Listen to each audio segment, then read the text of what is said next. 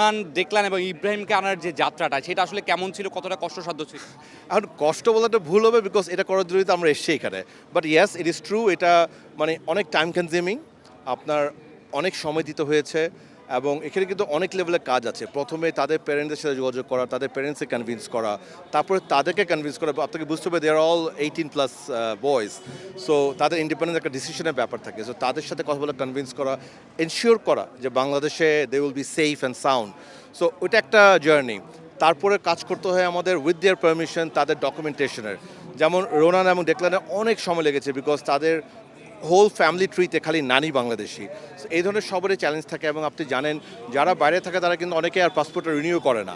So সেই পুরান পাসপোর্টের রুট ধরে আবার এখানে কাজ করা, এটা একটা জার্নি। এরপরে টাইমিং মেলানো, অনেক সময় কিন্তু আমরা অনেক ভালো ভালো প্লেয়ার কথা বলে রাজি হলেও তাদেরকে টাইম মিলাতে পারি না। সো সেখানে আরেকটা round of convincing. So yeah, it is bit tiring I must say. কষ্টসাধ্য জবাবই বলতে পারি, বাট এগেইন আমি আপনাকে এতটুকু বলতে I love doing it because এরপরে যখন আমি জাতীয় দলের শক্তিমত্তায় একটু ছোট কন্ট্রিবিউট করতে পারি, আলহামদুলিল্লাহ আমার খুব ভালো লাগে এটা।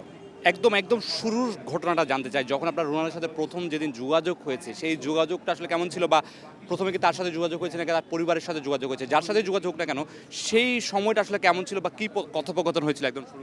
আচ্ছা, যেটা হয়েছে আমরা কিন্তু নির্বাচিত হওয়ার পর থেকেই সুলিভান ব্রাদার্সের কথা শুনছিলাম।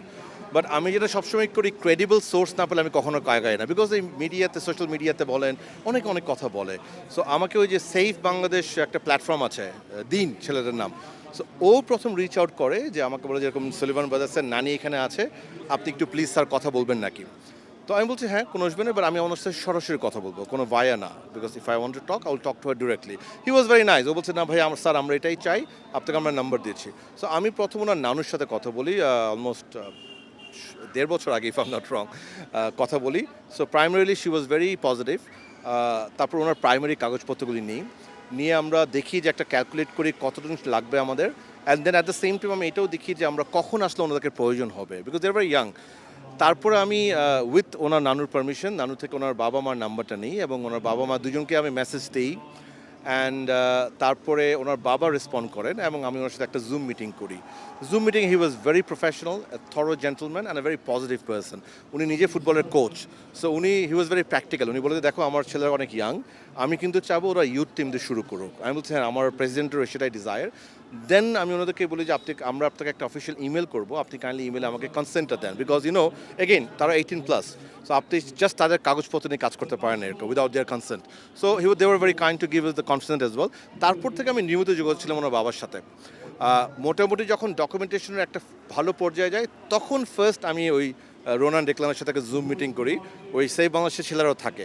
তারপর থেকে আমি ওদের সাথে সরাসরি যোগাযোগ করি এবং নিয়মিত যোগাযোগ হয় আমাদের। পাসপোর্ট যখন হয়, কোন ফ্লাইটে আসবে না আসবে, যখন আমার মানে পাসপোর্টের কাছে শেষ যায় তখন আমি প্রোটোকল ডিপার্টমেন্টে দিয়ে দিই, তাদের সাথে ট্রাভেল প্ল্যানটা করে। অ্যান্ড আমি সামিত কাশেম, যে আমার ম্যানেজার আছে, টিম ম্যানেজার, তার সাথে কানেক্ট করে দিই, বিকজ আমার কাজটা আসলে প্রাইমারি কমিউনিকেট করে কনভিন্স করে ওদের ডকুমেন্টেশন শেষ করা, then I hand over to the team. So it was a long journey but very interesting. I have to be very honest, সবসময় যতবার কথা বলেছি সুলিভান পরিবারের সাথে, they are very positive and welcoming. আর সেফ বাংলাদেশের কথা বলবো, ওরা আমাকে অনেক বাদ করতো, মানে রাতে 2টা-3টার সময় মেসেজ করতো, বাট যেটা হয়, বাট এসব সময় লাগে, তো ওনারা সবসময় আমাকে পোক করেছে positively, which was fine. And yeah আলহামদুলিল্লাহ, আল্লাহর কাছে আবার অনেক শুকর যে নট অনলি দে কেম, তারা পারফর্ম করেছে এবং সবচেয়ে বড় কথা আমাদের উইনিং গোলটা রোনান থেকে এসছে। So that fail very good, I have to be very honest, ভালো লেগেছে আলহামদুলিল্লাহ।